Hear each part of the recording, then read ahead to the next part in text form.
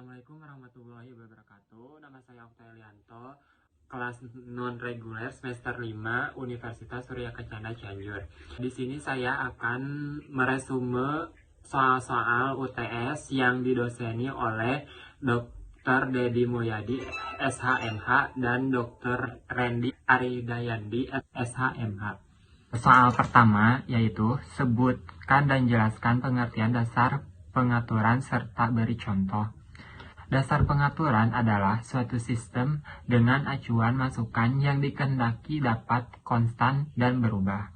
Adapun contohnya dari pemerintahan daerah, contoh pendelegasian wewenang dari presiden kepada menteri. Pemerintah daerah, contoh DPD, bupati, dan wali kota. Urusan pemerintah, contohnya mendirikan dan membentuk kepolisian negara. Otonomi daerah, contoh, suatu kebebasan pemerintah dalam membuat kebijakan daerah seperti bupati, gubernur, dan sebagainya. Desentralisasi, contoh, pembuatan kebijakan yang harus dilakukan oleh DPRD.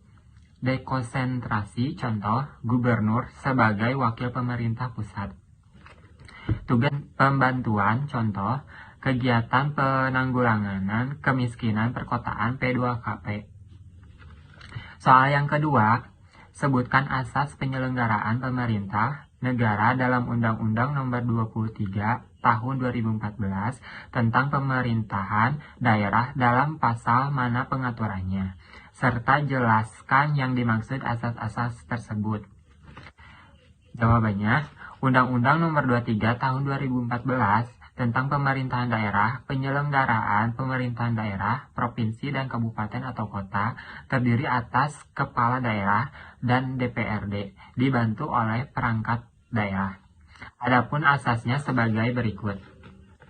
Asas kepastian hukum adalah asas dalam negara hukum yang mengutamakan landasan perundang-undangan. Asas tertib penyelenggaraan negara adalah asas yang menjadi landasan keteraturan, keserasian, dan keseimbangan. Asas kepentingan umum adalah asas yang mendahulukan kesejahteraan umum. Asas keterbukaan adalah asas yang membuka diri terhadap hak masyarakat. Asas proporsional adalah asas yang mengutamakan keseimbangan. Asas profesionalitas adalah asas yang mengutamakan keahlian. Asas akuntabilitas adalah asas yang menentukan bahwa setiap kegiatan dan hasil akhir dari kegiatan. Soal nomor ketiga, dalam buku OTDA, suatu analisis peraturan daerah, Perda di Kabupaten Cianjur, menurut pendapat saudara, apa yang terpenting pemerintah daerah menerbitkan Perda? Perda mana yang Anda analisis dan komentar? Jawabannya, penting pemerintah menerbitkan Perda sebagai pengaturan hidup bersama, melindungi hak dan kewajiban masyarakat daerah, serta menjaga keselamatan dan tata tertib sebagai masyarakat. Perda tentang analisis peraturan daerah Kabupaten Cianjur nomor 3 tahun 2015 tentang kawasan tanpa asap rokok.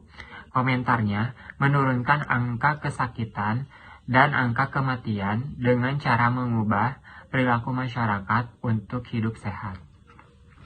Lanjut ke soal nomor 4. Dalam buku OTDA, suatu tinjauan dan himpunan resensi buku, apa masukan atau kritik saudara berkaitan mengenai tujuan otonomi daerah, yaitu untuk mempercepat terwujudnya kesejahteraan masyarakat melalui peningkatan pelayanan, pemberdayaan, dan peran serta masyarakat, serta peningkatan daya saing daerah dengan memperhatikan prinsip demokrasi, pemerataan, keadilan, dan kekhasan suatu daerah dalam sistem negara kesatuan Republik Indonesia.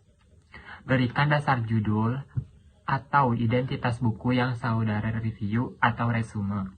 Jawabannya, kritik atau masukan terhadap OTDA, pemerintah pusat terlalu dominan terhadap daerah.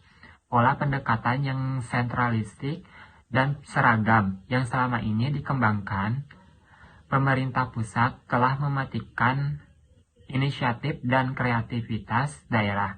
Pemerintah daerah kurang diberi keleluasaan, local discretion, untuk menentukan kebijakan daerahnya sendiri. Kewenangan yang selama ini diberikan kepada daerah tidak disertai dengan pemberian infrastruktur yang memadai, penyiapan SDM yang profesional, dan pembayaran yang adil akibatnya. Yang terjadi bukannya tercipta kemandirian daerah, tetapi justru ketergantungan daerah terhadap pemerintah pusat. Dasar judul, Implementasi Otonomi Daerah dalam Perspektif Good Governance. Identitas buku, Syakrani Syahriani, Implementasi Otonomi Daerah dan Perspektif Good Governance. Pustaka Pelajar, Yogyakarta, ISBN 9786028479196, cetakan ke-1 Juni 2009. Terima kasih atas perhatiannya.